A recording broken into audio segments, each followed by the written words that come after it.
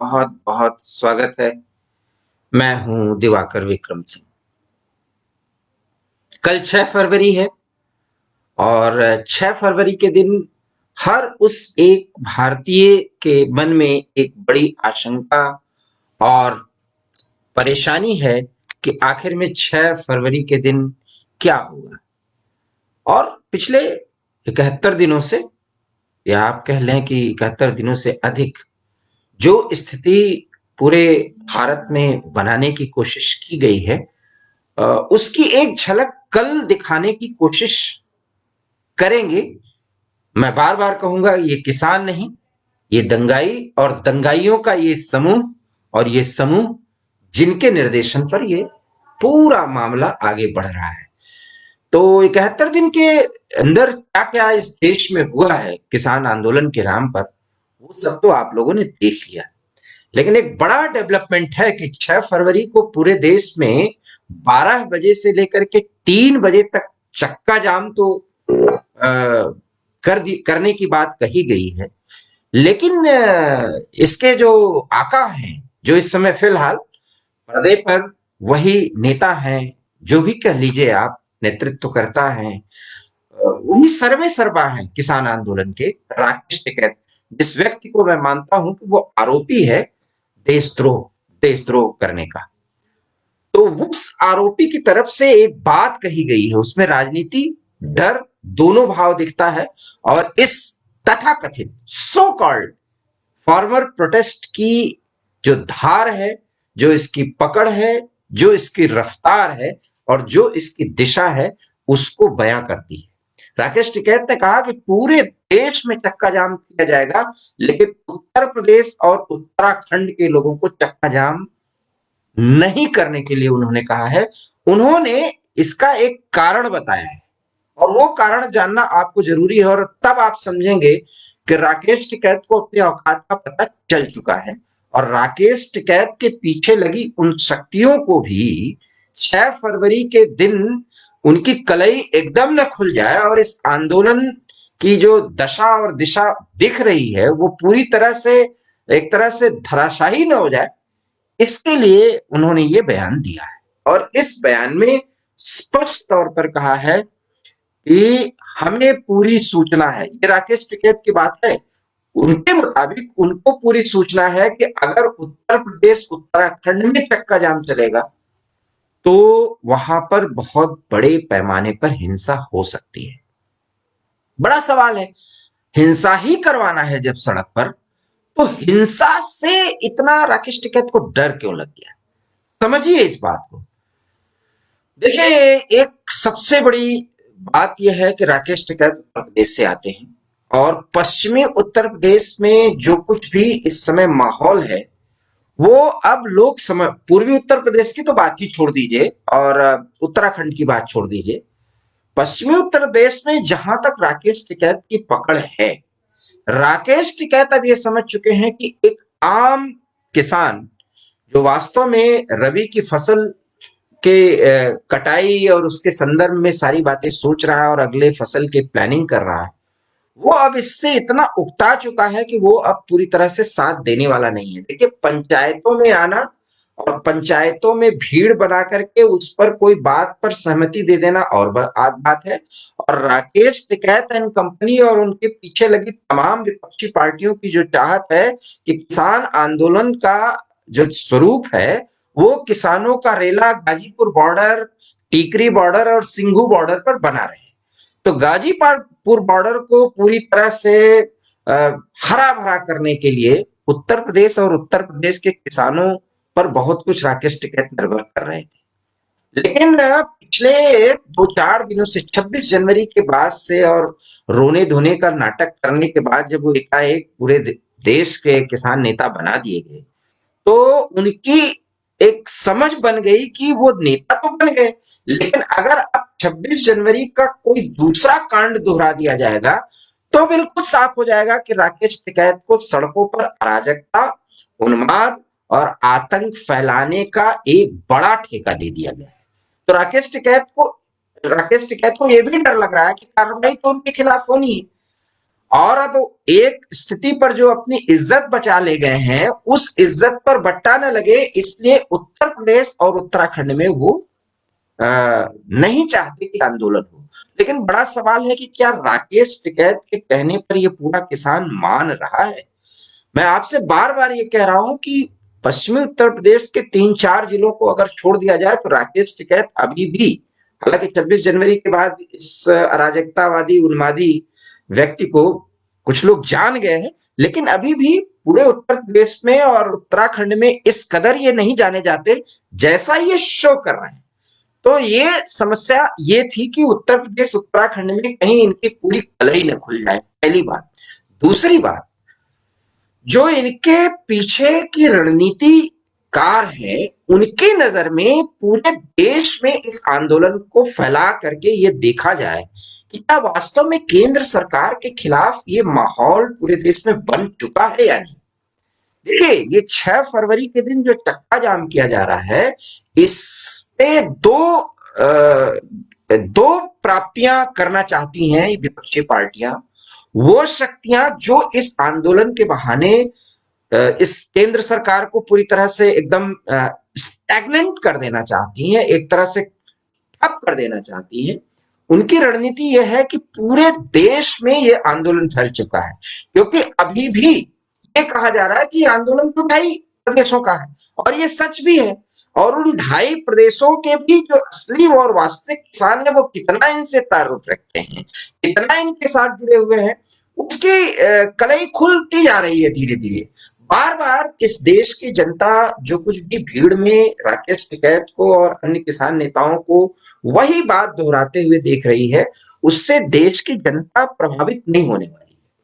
बड़ा सवाल है कि अगर पूरे देश में अराजकता होगा नहीं, तो केंद्र सरकार जिस विश्वास के साथ खड़ी हुई है, उसकी वो विश्वास उसका डिगेगा नहीं। तो उसको डिगाने के लिए और उसकी थाह पाने के लिए पूरे देश में चक्का जाम किया जाएगा, और उसका जो ड्यूरेशन है वो 12 बजे दोपहर से लेकर के 3 बजे तक है। बहुत ही सिंबॉलिक है। चक्का जाम के प्रति अगर ये इतना आश्वस्त होते और इतना इनको कॉन्फिडेंस होता तो पूरे दिन चक्का जाम किया जाता। सिंबॉलिक तौर पर सिर्फ 3 घंटे का जो चक्का जाम है, उससे ये आंदोलनकारी, इसलिए जो लोग ये समझ रहे हैं कि आंदोलन बहुत कमजोर हो गया है, ये गलत है। पहली बात तो आंदोलन नहीं, अराजकता का जो ये दौर है, इसकी थाह और इसकी जड़ कहां तक जम पाई है, ये देखने का ये जो प्रयोग है, ये कल किया जाएगा, कल 6 फरवरी के दिन। और इसमें 3 जगहों की बात को बिल्कुल दरकिनार किया गया है, क्योंकि इनके नजर में उत्तर प्रदेश, दिल्ली, उत्तराखंड, यहां पर लग रहा है कि ये कुछ कर नहीं पाएंगे, और अगर करेंगे तो राकेश टिकैत का गाजीपुर, गाजियाबाद में भी खड़ा रहना बड़ा मुश्किल हो जाएगा। ये कल्प्रिट बार बार इसीलिए कह रहा हूं कि ये आंदोलन राकेश टिकैत के हाथ में नहीं, अब पूरे देश में जब चक्का जाम हो जाएगा, तब इनको लगेगा, जो लोग इनके पीछे काम कर रहे हैं, कि हाँ, अब ये देशव्यापी आंदोलन हो चुका है।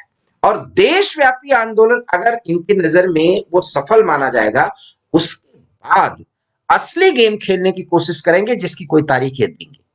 तो 6 फरवरी के दिन अगर चक्का जाम बहुत सफल नहीं हुआ, और जगह जगह पर चूंकि राजमार्गों को, हाईवेज को घेरना, वहां पर गाड़ियों को रोकना, और रोकने के बाद जो पूरी पब्लिक वहां पर इकट्ठा होगी, गाड़ियों का रेला इकट्ठा होगा, तो वहां पर ये खाने पीने की भी व्यवस्था करना है।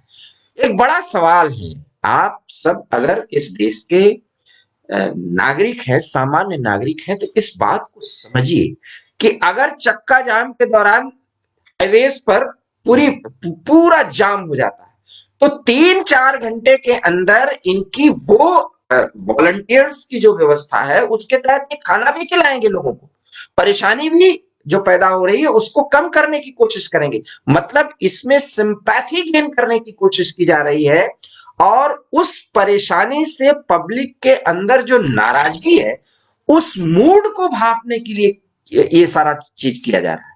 तो ये चक्का जाम बेसिकली जो अभी तथाकथित आंदोलन सिर्फ हरियाणा, पंजाब और पश्चिमी उत्तर प्रदेश के 2-4 जिलों तक था, वो क्या पूरे भारत में वो फैल चुका है या पूरे भारत में उसका रिस्पांस बेहतर मिलेगा, ये भांपने की पूरी कवायद है। इसलिए कल के चक्का जाम के लिए भी एक बड़ी फंडिंग हुई और उस बड़ी फंडिंग की तरह तहत एक कोशिश की जाएगी कि कल के चक्का जाम में फिर पुलिस एग्रेसिव हो, क्योंकि ये जाम करेंगे और पुलिस जो है उस जाम को हटाएगी या इन लोगों को हटाएगी, तो ये गुत्थम गुत्था करने की कोशिश करेंगे और फिर वही कवायद कि पुलिस लाठी चार्ज करे, इनको भगाने की कोशिश करे, उसकी वीडियो बनाई जाए और फिर इंटरनेशनल मीडिया में कि किसानों के शांतिपूर्ण जो तौर तरीके हैं पूरे देश के लोगों में अपनी बात को ले जाने के लिए, अपने दर्द को ले जाने के लिए, उसमें बहुत बड़ा रोड़ा अटकाया जा रहा है। कल फिर एक बार पूरे देश की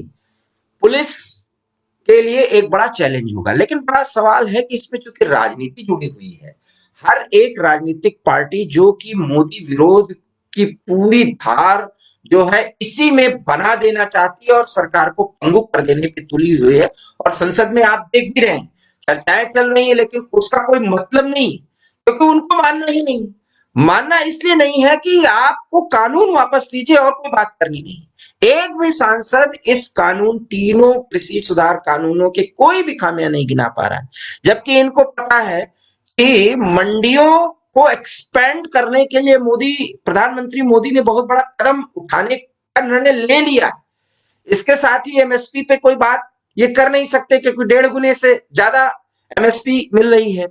तीसरी बात, कॉन्ट्रैक्ट फार्मिंग को लेकर के ये तमाम बातें फैला रहे हैं, जिससे लोग बहुत ज्यादा तारुफ रख नहीं रहे हैं, क्योंकि कॉन्ट्रैक्ट फार्मिंग कई राज्यों में प्रकारांतर से चल रहा है। तो तीनों कृषि कानूनों को लेकर के चर्चा कर ही नहीं सकते। सवाल यह है कि इनको आंदोलन खत्म करना नहीं है, क्योंकि आंदोलन खत्म करेंगे खत्म, क्योंकि ये सरकार तो अभी जानी जा रही थी अंतरराष्ट्रीय स्तर पर अब कि भारत की धार कितनी ज्यादा बढ़ चुकी है, खास करके कोविड को नियंत्रित करने को लेकर के, जिससे चीन बौखलाया हुआ है। आप यकीन मानिए कि इस समय पाकिस्तान और चीन कितना शांत है। आप ये देखिए, इधर 6 फरवरी, इधर पूरे देश में एक अराजकता का माहौल है। आपको किसी ने कभी ख्याल किया कि इधर भी पाकिस्तान का आर्मी चीफ जो है वो भारत से शांति की पहल करने की अपील कर रहा है, आप देखिए, बाजवा कह रहे हैं कि दोनों देशों को मिलकर के मामला सुलझा लेना चाहिए। इमरान खान भी इधर भी यूके में जाकर के बोल रहे हैं कि हमें कमजोर न समझा जाए, हम शांति का प्रस्ताव दे रहे थे। कि ये डर है उनका, क्योंकि सबसे बड़ी गलती एक हो गई है, ये बात कोई नहीं अभी मानेगा, क्योंकि मैं एक ही बार कह रहा हूं कि चीन के थ्रू पाकिस्तान जो कुछ कर रहा है वो सब आप दिल्ली की सड़कों पर 26 जनवरी को देखें, और ये आंदोलन के रूप में जो कुछ भी चल रहा है, ग्रेटा थनबर्ग, रेहाना और मियां खलीफा के रूप में आप ये सब देखें, ये सारी कवायद जो है वो उस पार्ट का है। लोग तो अभी बस खालिस्तान तक आके रुक जा रहे हैं। बड़ा सवाल है कि भी 1 साल भर तक तो खालिस्तान का मुद्दा इतना प्रभावी नहीं था। खालिस्तान का जो कोई मूवमेंट है, इसको हवा कौन दे रहा है? इसके फंडिंग को या इनको यूनाइट करने का काम कौन कर रहा है? ये तो कोई नहीं समझेगा। क्या 4-5 तथाकथित खालिस्तानी कनाडा या ब्रिटेन या अमेरिका या जर्मनी में बैठ करके प्लानिंग कर रहे हैं? गलत है। इनको भी यूनाइट करने का जिम्मा है, और वो जिम्मा किसके ऊपर है? वो चाइना के ऊपर है, क्योंकि लेफ्ट गैंग जो है वो इस समय सबसे ज्यादा प्रभावित चाइना है। जब उन्होंने अमेरिका तक को प्रभावित कर दिया, तो वो काम चाइना के थ्रू हो रहा है, क्योंकि इधर आप देखें गलवान से पैगोंग तक आपको खैर बर्फ गलने लगेगी 1-2 महीने के अंदर। अभी तो चीन और पाकिस्तान के बीच जो तल्खी, चीन और पाकिस्तान के साथ जो भारत की तल्खी बढ़ने वाली है, उसको आप देखिएगा, ये किस तरह से ये तल्खी बढ़ेगी इसका आप सहज अंदाजा नहीं लगा सकते। लेकिन चूंकि आपका ध्यान या पूरे देश का ध्यान इधर जाए ही ना, इस समय पीओके पर ध्यान न जाए, इस समय पाकिस्तान से जो तल्खी है उस पर ध्यान न जाए, चीन की तरफ ध्यान न जाए, पूरे देश का ध्यान जो है वो दिल्ली के सराउंडिंग्स में और किसान आंदोलन पर चला जाए। यही रणनीति थी।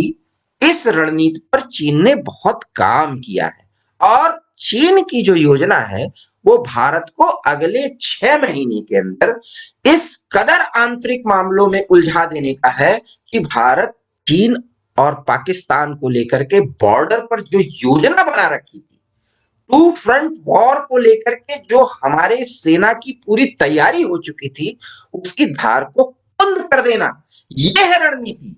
और सारे लोग एनालिसिस कर रहे हैं कि ये खालिस्तानी है और वहां से ये टूल किट मिल गया है और इस खालिस्तानी मूवमेंट कब चलता है? खालिस्तान का मूवमेंट तब ज्यादा प्रभावी होता है 80 के दशक में, आप देख लें, जब कश्मीर से ध्यान आपको हटाना होता है। कश्मीर में जब पाकिस्तान सोचता है कि उसकी स्थिति बहुत कमजोर हो गई है, तो एक फ्रंट स्टेट वो पंजाब को पाता है और पंजाब को वो इसलिए उबाल में लाया क्योंकि कृषि को लेकर के एक आंदोलन की धार को उसने परख लिया था। जब वहां पर पिछले 3-4 महीने पहले जो आंदोलन चल रहे थे, उस आंदोलन को परखने के बाद ध्यान दीजिए, आधा पंजाब की युवा पीढ़ी को पाकिस्तान बर्बाद कर चुका है अपने ड्रग्स सप्लाई से। वो ड्रग्स का जो पैसा है, क्योंकि वो तो खुद भूखा नंगा है, अपने देश के लोगों को खिला नहीं सकता, अपने देश में कोविड को लेकर के जो तैयारी है, और देखिए कितना बेगैरत है ये पाकिस्तानी लोग, और इन पाकिस्तानियों पर कुछ पाकिस्तान परस्त जो इस्लामोफोबिया और इस्लामिक क्या कहते हैं सुपरियरिटी से ग्रस्त हैं, वो बेचारे पाकिस्तान के मुसलमानों पर गर्व करते हैं। इतनी बड़ी औकात है तो चीन से ही ले लो। आप भारत से क्यों कोविड के टीके की मांग कर रहे हो और क्यों चाहते हो कि भारत तुम्हें गिफ्ट कर दे? गिफ्ट करेगा क्योंकि हर एक भिखारी को जो भूखा नंगा भिखारी जो ज्यादा खतरनाक होता है, उसको दे ही देना चाहिए। ये हमारी औकात है और ये भारत की ताकत है। इस भारत की ताकत को वो हिंदू सेंटिमेंट से जोड़ता है। यहाँ हिंदुस्तान में जो हिंदू सेंटिमेंट्स हैं वो इतने प्रभावी हैं जिसका प्रतीक वो नरेंद्र मोदी को मानते हैं। इसीलिए तो मोदी से चिढ़ है, और मोदी से चिढ़ पाकिस्तान को क्यों है? इस देश में कई लोग जो है भाजपा के बड़े नेता जो है पिछले 7-8 सालों में प्रभावी रूप से पाकिस्तान में एक बड़ा प्रभाव छोड़ पाए, लेकिन मोदी से उन्हें डर लगता है। उसका कारण यह है कि मोदी अपने नेतृत्व में भारत को अब बाहर ले जा रहे थे जहां से बहुत परेशानी है, और पाकिस्तान की परेशानी का कोई मायने नहीं। पाकिस्तान तो बिक चुका है।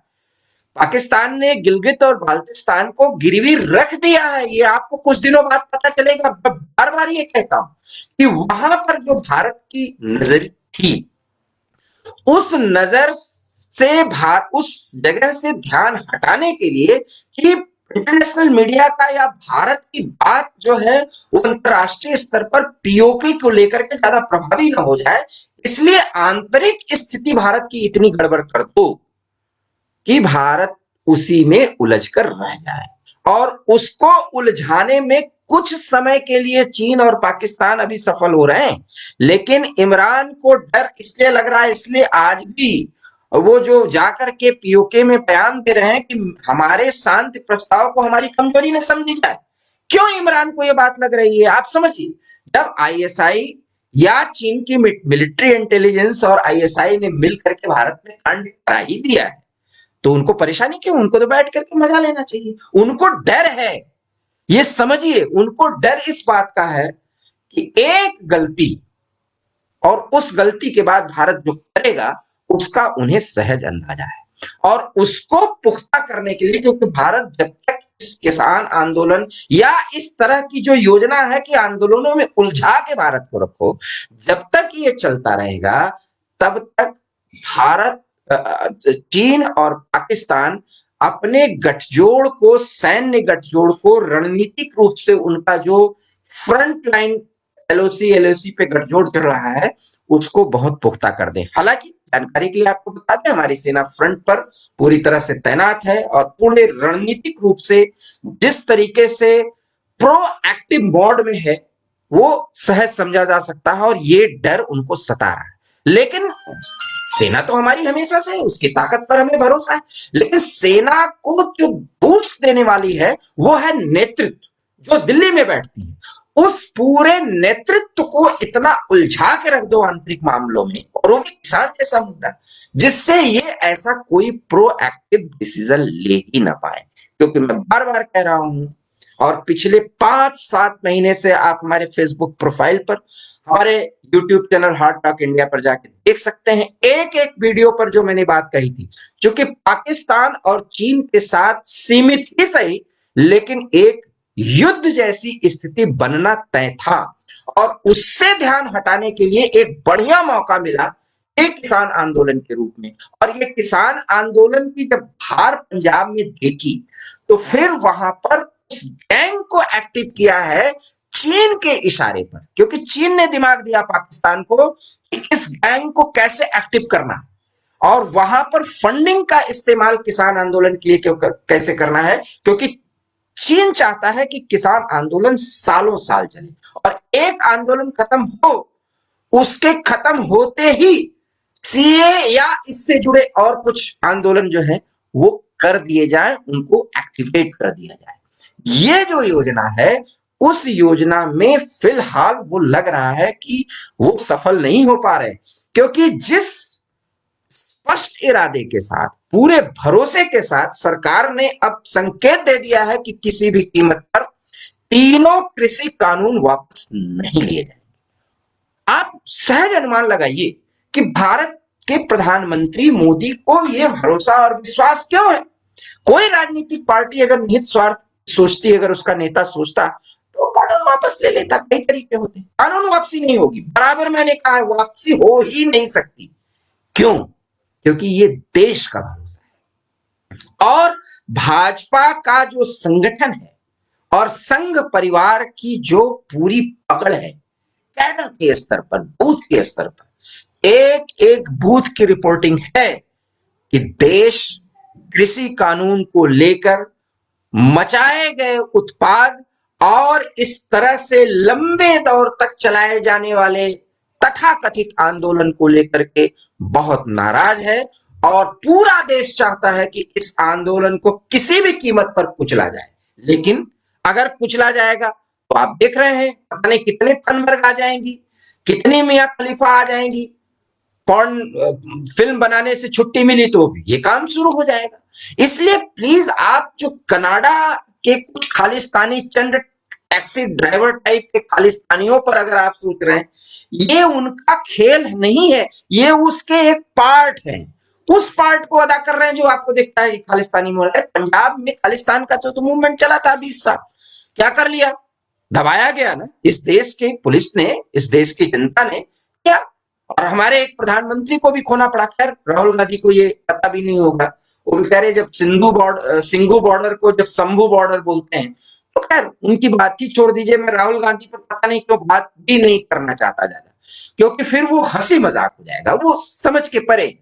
और कांग्रेस पार्टी की इसको लेकर के नीति पर ज्यादा चर्चा नहीं करना चाहता, क्योंकि वो सहज है। याद करिए, राहुल गांधी ने एक बात कही थी, अब समय आ गया है 26 जनवरी के दिन की, अब एक लाइन लेने का समय आ गया। तो लाइन उनकी वही है, वो लाइन भी मियां खलीफा टाइप का लाइन है, वो लाइन बनी रहेगी, बरकरार रहेगी। लेकिन कल 6 फरवरी के दिन ये आप अगर सोच रहे हैं कि चक्का जाम में टिकैत ने कह दिया कि उत्तर प्रदेश और उत्तराखंड में चक्का जाम नहीं किया जाएगा, तो इसके पीछे कोई बहुत बचाव की रणनीति है या 2 कदम पीछे की भी नहीं। ये सिर्फ ये है कि यूपी और उत्तराखंड को लेकर के इन लोगों में एक गलतफहमी भी है कि पता नहीं यहां तो धार है, पूरे देश में इसको स्प्रेड किया जाए और पूरे देश में परख की जाए कि वास्तव में 3 घंटे जो ये अराजकता फिर से सड़कों पर करें, उस पे जनता का किस तरह से सपोर्ट और जनता का क्या मूड है। इसीलिए मैं बार बार कहता हूं कि ये आंदोलन राकेश टिकैत तो एक मोहरा है, और वो मोहरा भी इस समय बहुत फूल रहा है। इसलिए तमाम गुंडागर्दी वाली बातें, देश विरोध की बातें वो आदमी कर रहा है, उसकी एक मजबूरी बन गई। अब इसके अतिरिक्त तो कर ही नहीं सकता कुछ, क्योंकि जाएगा तो फिर वो सिसौली में टिकट बैठ जाएगा, और हुक्का गुड़गुड़ाने के लिए 10-20 लोग बैठ जाएंगे, 1000 लोग बैठ जाएंगे, इससे ज्यादा नहीं बैठने। राकेश टिकैत को आप सिर्फ पश्चिमी उत्तर प्रदेश के 5 जिलों को आप पार करा दीजिए, और राकेश टिकैत का कोई स्वागत कर दे तो आप कहिए, और पश्चिमी उत्तर प्रदेश के इन जिन 5-6 जिलों की मैं बात करता हूं, यहां भी राकेश टिकैत पूजनीय नहीं। ट्रैक्टर भर करके गाजीपुर बॉर्डर पर आना, सिंघू बॉर्डर पर आना, यहां पर भीड़ इकट्ठा करना, 5-10 हजार की, 50 लाख ट्रैक्टर ले जाना, ये पूरे देश की धार, पूरे देश की ताकत नहीं है। इस ताकत को इस जनता ने भी देख लिया है और ये जनता अराजकता को झेलने की आदी हो चुकी है। वो नाराज है, वो परेशान है, लेकिन उसको समय आने पर वो व्यक्त करेगी। इसलिए उसको एक लाइन देने के लिए जो ये गैंग पूरा है, जो इस पूरे आंदोलन का गैंग है, जो चीन और पाक के इशारे पर काम कर रहा है, ये कल 6 तारीख को पूरे देश का मूड भांपने की कोशिश करेगी, कवायद करेगी और उसके बाद आंदोलन के अगले चरण के क्या तौर तरीके होंगे वो तय कर लिया जाएगा। क्योंकि बातचीत तो होगी और मेरा तो एक सवाल है कि आप बातचीत करेंगे किससे? क्या राकेश टिकैत को एक सिंबॉलिक नेता के तौर पर भारतीय किसान यूनियन का बुला के बातचीत करेंगे? 35 संगठनों से 11 दौर की बातचीत चली है, राकेश टिकैत को करते। पहली बात तो राकेश टिकैत तो देशद्रोह का आरोपी है।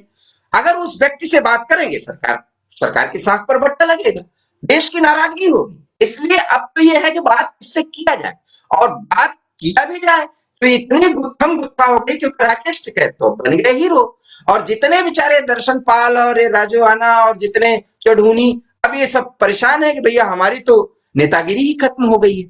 तो इतना ज्यादा मामला उलझ गया है, उस उलझाव में जो इनके माइंड सेट करने वाले लोग हैं, जो इनके नीति निर्धारक हैं, वो सिर्फ कल 6 फरवरी के दिन पूरी ताकत का प्रदर्शन करना चाहेंगे, जनता के सिंपैथी गेन करना चाहेंगे और उस क्रिया प्रतिक्रिया में ये स्थिति देखेंगे कि देश का माहौल क्या है।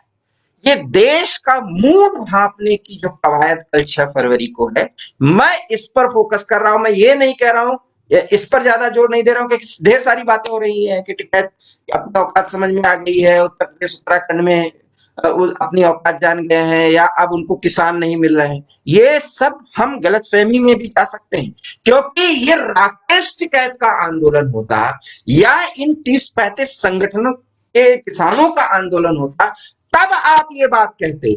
इस आंदोलन का नेतृत्व बाहर से हो रहा है क्योंकि फंडिंग का मामला है। अब आप देखिए पंजाब में या हरियाणा में यही होता है कि हर एक गांव से हर एक किसान को, एक व्यक्ति को दिल्ली बॉर्डर पे भेजना है, नहीं भेजेगा तो इतना आपको चंदा देना है। जो लड़ाई अभी कैप्टन अमरिंदर सिंह ग्रुप और सुखबीर बादल ग्रुप के बीच में हुई थी, वहां पर आप वीडियो में सुनिए, वो कहते फंडिंग हम करें, मजा तुम लो, एक दूसरे पर आरोप लगा रहे। इस फंडिंग का जो क्रिएटर है, ये जो इकट्ठे पैसा आ रहा है, जो इतना आप सिंघू बॉर्डर और टीकरी बॉर्डर और इन सब पर जो बेतहासा पैसा बह रहा है, ये किसानों का पैसा इतना नहीं है। इतने भी सरसब्ज किसान पंजाब के नहीं हो गए हैं, ये यकीन मानिए। पैसा बहुत बहुत ही क्लॉट वे में आ रहा है और उसका जो फंडर है उसके पास पूरी एक रणनीति है और वो रणनीति उसके हिसाब से इन सबको चलना है। इसलिए ये सारे टूल हैं, जिस टूल किट को लेकर के, थंडर के टूल किट को लेकर के जो वायरल हो गया उस पर इतनी चर्चा हो रही है, ये जो टूल किट है असली टूल किट तक अभी कोई नहीं पहुंचा। और जो व्यक्ति सिर्फ खालिस्तान मूवमेंट को लेकर के पूरा विश्लेषण कर रहा है, फिर वो कहीं ना कहीं आधा अधूरा और जो खबर है उसके हिसाब से विश्लेषण है। ये सारा मामला ये था कि पीओके को लेकर के, एलएसी को लेकर के जो टू फ्रंट वॉर पर भारत बहुत एग्रेसिव मोड में था और कुछ भी हो सकता था, उससे ध्यान हटाने के लिए एक बहुत बड़ा खेल कर दिया गया क्योंकि इमरान खान की तो शामत आ चुकी थी और वो बहुत नजदीक था और मामला अब चूंकि बर्फ पिघलने लगी थी, चीजें होती, बदमाशी करने से आईएसआई बाज नहीं आ रही थी और कुछ गेम होता। सेना अभी भी तैयार है, लेकिन जब नेतृत्व को ही उलझा दिया जाए इंटरनल मामलों में, तो आप बॉर्डर पर जो चल रहा है, हिम्मत इतनी नहीं है। दोनों तरफ की जो बदमाशियां हैं उनको घेरा जा चुका है और एक एक को उत्तर देने की तैयारी है। हमारे सेना प्रमुख या वायुसेना चीफ या हमारी नेवी किस स्तर पर तैयार थी, इसका सहज अंदाजा लगाया जा सकता था कि पीओके पर, और नरवणे साहब का बयान आ चुका था, आप 4-5 महीनों के पहले को बयान देखिए, हमें तो एक आदेश का इंतजार है, और वो आदेश का समय आना था, क्योंकि कश्मीर में बोलने से या कुछ करने से बाज नहीं आ रहे थे, और बाजवा और इमरान दोनों को अभी भी डर सता रहा है। इसलिए शांति का प्रस्ताव है, क्योंकि इनको मालूम है कि देर सवेर शामत इनकी आनी है।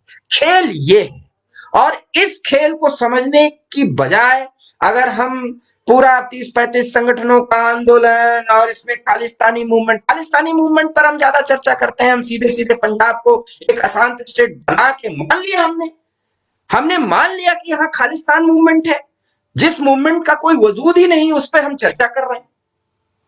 क्यों, आखिर में क्यों हम इस पर इतना फोकस करते हैं? एक पन्नू या उस जैसे 5-7 जो खालिस्तानी हैं, वो सब आईएसआई के कब्जे में है, आईएसआई से वो गवर्न होते हैं। तो जो गवर्नर है, हम उसको देखेंगे या खालिस्तान मूवमेंट पर चर्चा करने लगेंगे? जब हम खालिस्तान मूवमेंट पर चर्चा करते हैं तो सीधे सीधे हम सिखों को टारगेट कर लेते हैं। ये खालिस्तानी मूवमेंट तो कब तक खत्म हो चुका, हमको अपने देश के प्रधानमंत्री को भी उसमें खोना पड़ा। इस मूवमेंट को इस समय इतना ज्यादा तरजीह देने की इसलिए जरूरत नहीं है, क्योंकि भाई अगर कश्मीर में शांति है तो पाकिस्तान ने तो कसम खाई है, घास की रोटी खाएगा, लेकिन वो हिंदुस्तान की नस नस को काटेगा, और जब वो कटेगा तो जितना खून बहेगा हिंदुस्तान बढ़ जाएगा। ये तो उसकी संकल्पना है। तो जब कश्मीर में वो कुछ कर नहीं पा रहा है, और एक खबर मैं आपको दे देता हूं कि 4G इंटरनेट की सुविधा जो है कश्मीर में बहाल कर दी गई है। कश्मीर पूरी तरह से शांत हो चुका है। कश्मीर में प्रोएक्टिव एक्शंस जो हैं वो हो चुके हैं, और टू फ्रंट वॉर पर पूरी तरह से सेना किसी भी एक आदेश पर कार्रवाई करने के लिए पीओके के उन एरियाज में तैयार है जहां पाकिस्तान रणनीतिक रूप से बहुत कमजोर मान रहा है। अगर चीन का इन्वॉल्वमेंट ना हो तो पाकिस्तान मुश्किलों में फंस सकता है।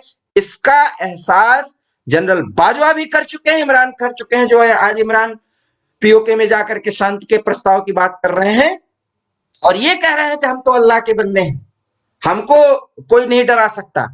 अरे भाई, डरे तो आप हो ही, लेकिन इस देश की विडंबना है कि हम बहुत बड़ी बात, जहां पूरा खेल रचा जा रहा है, जहां से गवर्न किया जा रहा है, वहां न देख करके हम आंतरिक मामले में, हम किसान आंदोलन मानते ही नहीं। जो आंदोलन था, जो कुछ करना था, वो 26 जनवरी को इन कानून तोड़ने वाले बलवाइयों दंगाइयों ने कर दिया। इनको सिर्फ पुलिस इनका काम कर देगी समय आने पर।